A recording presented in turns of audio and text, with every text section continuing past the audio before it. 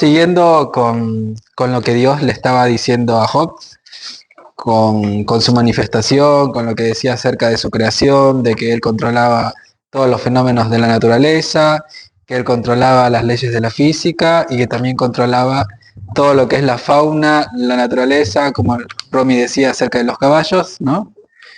Acerca del avestruz, acerca de las fortalezas que tenían y las debilidades.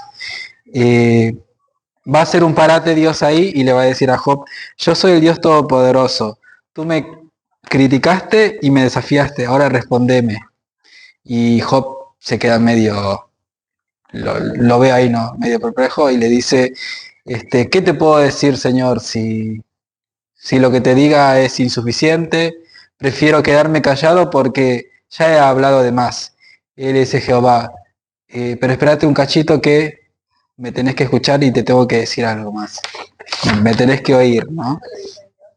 Sí, Espera un poco. espera un poco, ¿no? Y le dice, eh, ahí Dios seguía como un torbellino, ¿no? Y le va a decir, vamos a ver qué tan valiente eres, ahora voy a hablar y tú me vas a escuchar. ¿Tienes que acusarme de injusto para probar que eres inocente? ¿Acaso tu voz y tu poder se comparan con los míos? Si es así, demuéstralo. No controles tu enojo y te pido que hagas que veas a dos malvados, que le quites la vida y que los entierres hasta el fondo de su tumba, a ver si puedes y si eres más poderoso que yo, ¿no? Entonces, con eso voy a admitir que tú eres bastante poderoso y te voy a dar la victoria, ¿no? Y de aquí en adelante, lo que va a usar Dios como ejemplo de su grandeza, de que Él es muchísimo más grande que Job, que sus pensamientos son más grandes que los nuestros, va a usar el ejemplo de una especie de animal que en la Biblia, en la Reina Valera lo llama Behemoth, ¿sí? En la TLA dice hipopótamo, eh, pero no creo que sea un hipopótamo. Quizás sea lo más parecido. Ustedes lo comparan, Claro, con un hipopótamo, no hay más. claro. Puede ser que se haya extinguido. Algunos dicen que es un dinosaurio, un animal que anda escondido. Hay muchas teorías. Y bueno, también.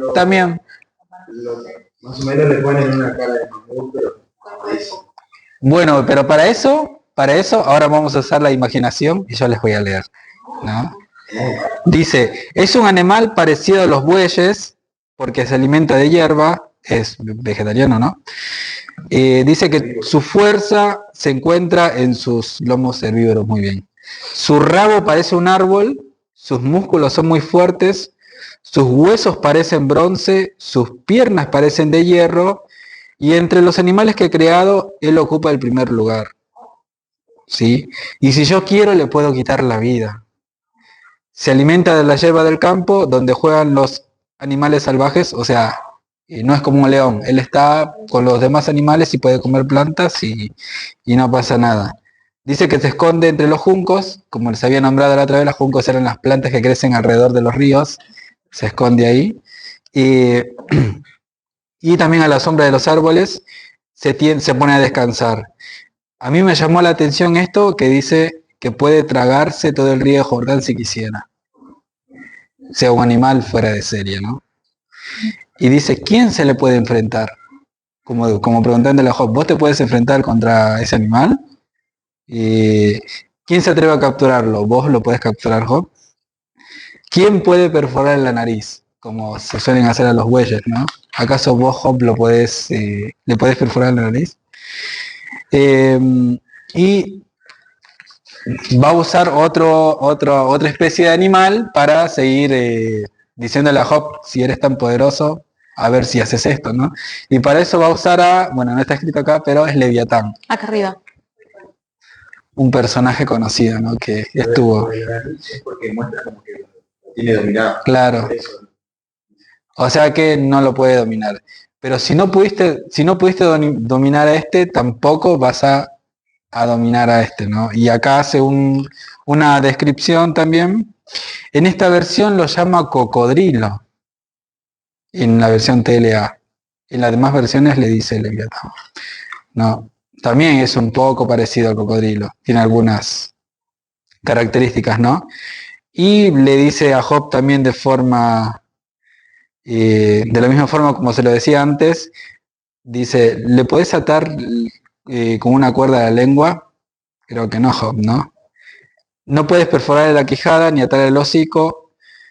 Dice, no va a servirte como esclavo por el resto de tu vida. Podrás jugar con él como juegas con los pájaros y atarle una cuerda a la pata para que jueguen con tus hijas. Obviamente que no. No se despedaza a Leviatán para venderlo en el mercado. Las lanzas no le atraviesan ni la piel ni la cabeza. Si quieres sujetarlo, acabarás peleando con él y te arrepentirás de hacerlo. No tiene caso que pienses en dominarlo. Solo con verlo caerás desmayado. Si nadie puede con él, ¿quién va a poder conmigo, Job? Yo soy el Dios Todopoderoso, mío es el cielo y todo lo que hay. ¿Quién me puede pedir cuentas? Bueno, ahí vemos, ¿sí?, lo que estaba contando Max, del versículo 1 al 11 del capítulo 41 de Job. Que lo que está haciendo Dios es más que nada desafiando a Job de que, a ver, Job, vos podés con estas dos criaturas que son las más grandes, las más monstruosas, las más poderosas que yo he creado. Si podés con esas, capaz que podés conmigo.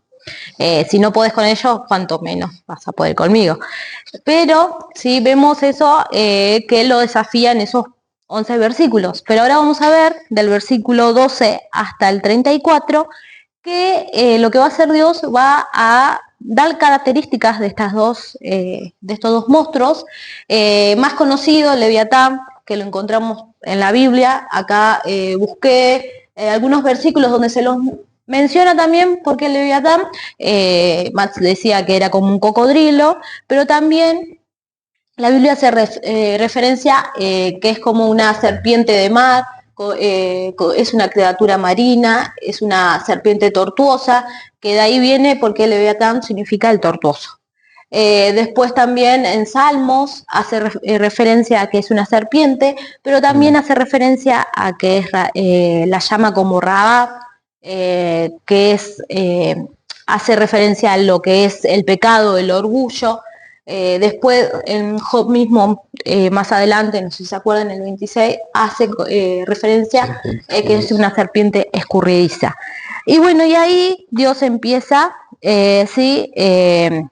a darle estas características. Del versículo 12 al 17, habla sobre las extremidades de la piel del Leviatán, que es fuerte, y lo que también Dios hace acá es fortalecer y asentar lo que pasó antes, que era esto de que Dios lo estaba invitando a que él vea estas cosas, a ver si él puede enfrentarse ante Dios, tanto que capítulos anteriores venimos viendo de que Job decía, bueno, yo quiero a alguien que me juzgue, que alguien que me defienda, tanto pidió por Dios que se le aparezca. Bueno, en este momento se le ha contestado. Entonces, Dios lo que hace es esas características que tiene la piel áspera, escamosa, y por eso por estas referencias es que se le asemeja o se le pone que es semejante a un cocodrilo. Después del versículo 18 al 21, también menciona terribles características, que su nariz sale humo, como vapor y todas esas cosas, que es lo que hace que se le compare a los hipopótamos cuando salen del agua, así, que hacen eso, como ese bramido, no sé cómo es ese ruido que sale supuestamente en las películas, en esos documentales parece que sale como un vapor por las narices.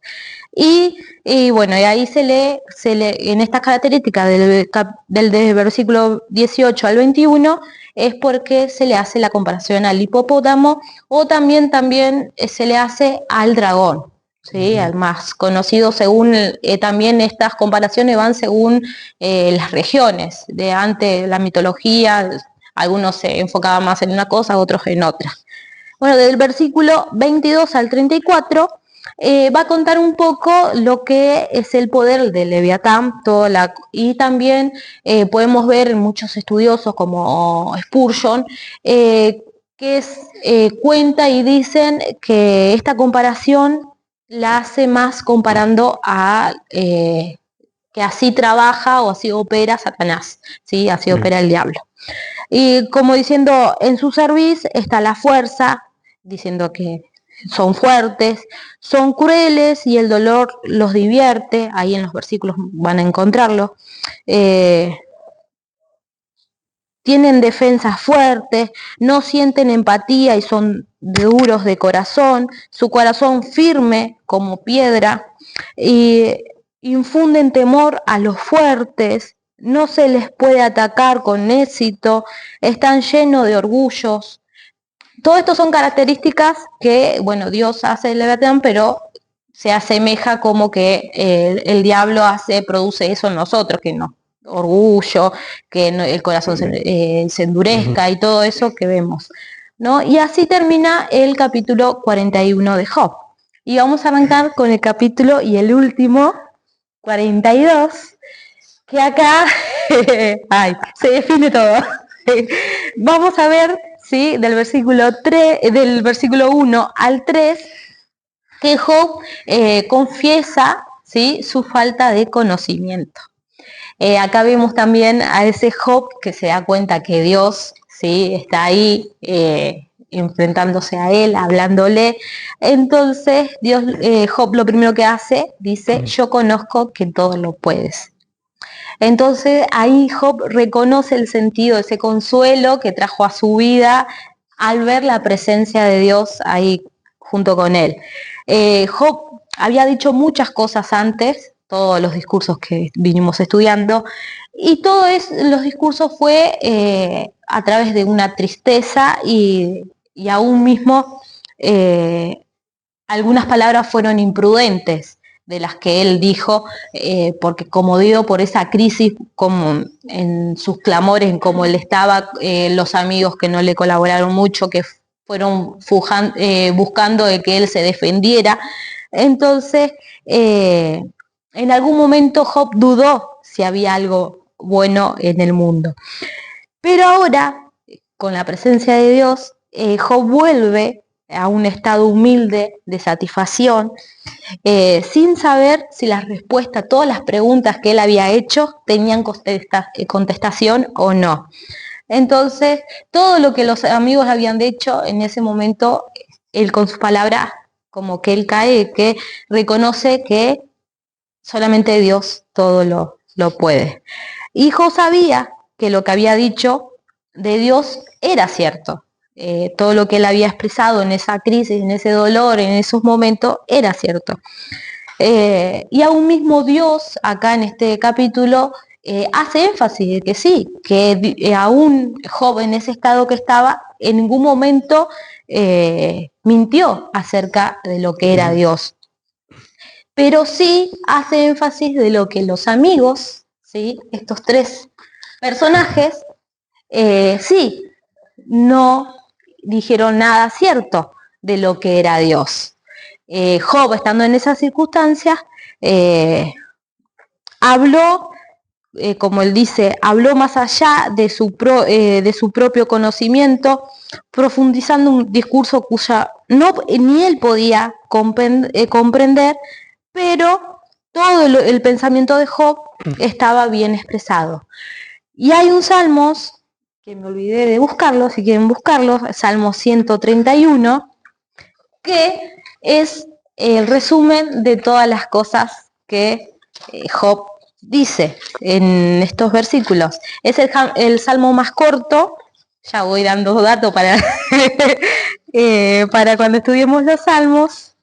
Sí, espérenme.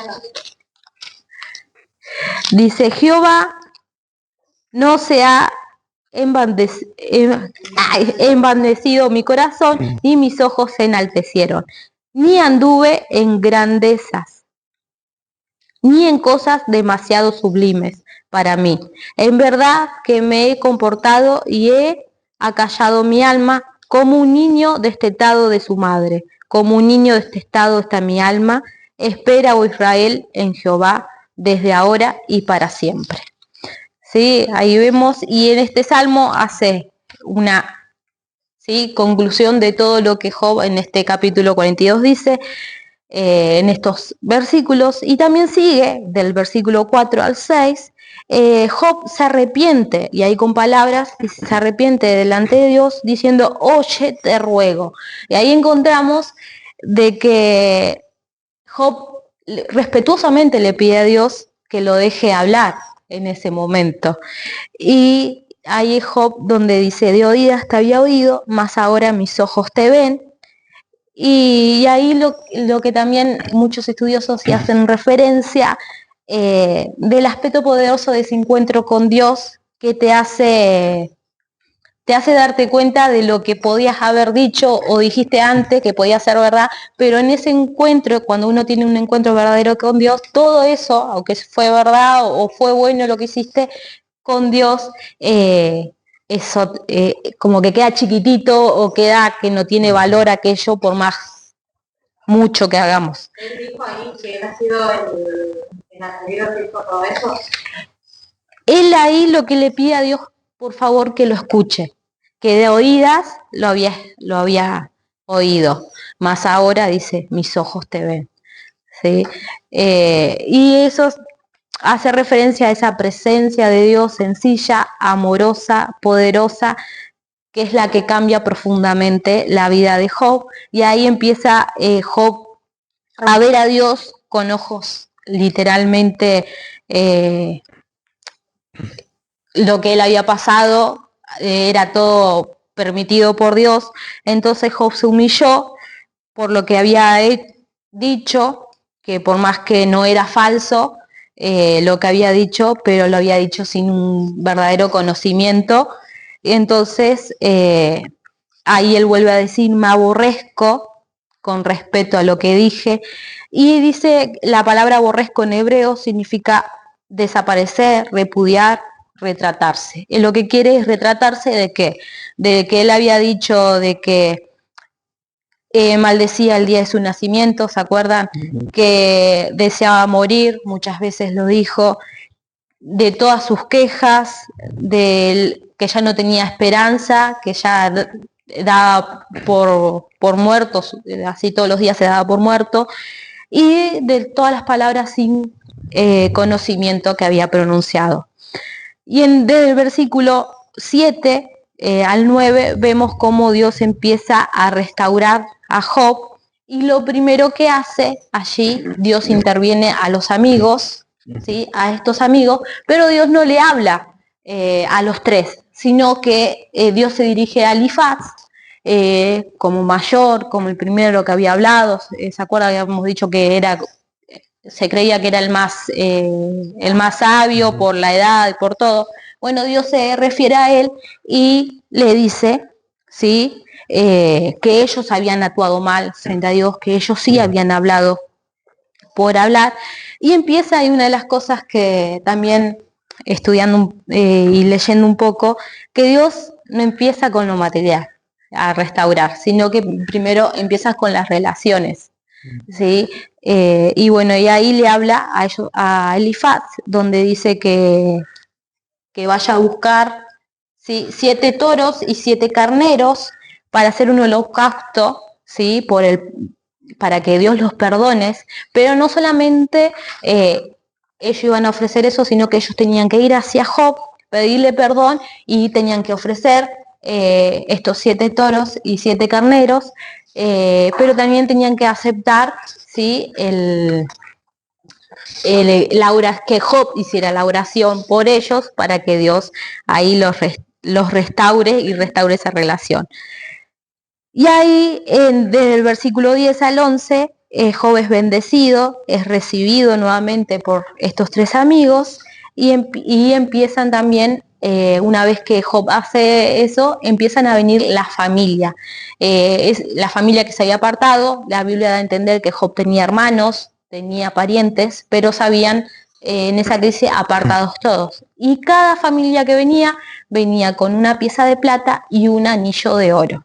Y ahí vemos cómo Dios empieza a restaurar la relación, aún no menciona a la esposa, pero dice que para tener estos, que ahora vamos a ver ahí, porque Dios lo restauró de tal forma que al principio él tenía 7 hijos, 3 hijas, 7.000 ovejas, 3.000 carneros, 1.000 bueyes y 500 burras, que ahora Dios, después de restaurar la relación de la familia con los amigos, él pasó a tener 14.000 ovejas, 6.000 camellos, 2.000 bueyes, 1.000 burras, 14 hijos, 3 hijas. Y de esas 13 hijas eran las más hermosas de todo ese país, de todo el lugar donde vivía eso. Una vez que Job obtuvo todo eso, ¿sí? Que Dios le restauró todo, dice que allí Dios lo permitió vivir, le restauró la salud también, todos sus bienes, y Dios lo dejó vivir hasta la 4ª generación de sus hijos. Nietos, bisnietos y tataranietos, porque hasta la 4ª generación, y vivió 140 años más. Así que Cuando Job murió, era muy anciano. ya era muy anciano. Exactamente. Y así termina Job, pero para darle un cierre, ¿sí? Quiero compartirles también que dice, una de las enseñanzas de este libro es que debemos aprender a escuchar y a hablar a su debido tiempo. Pero principalmente este libro nos enseña que aunque las cosas vayan mal en nuestra vida, al final Dios siempre hará su voluntad. Nosotros debemos mantener siempre nuestro amor, obediencia, confianza, respeto por Dios, pase lo que pase. Y así termino.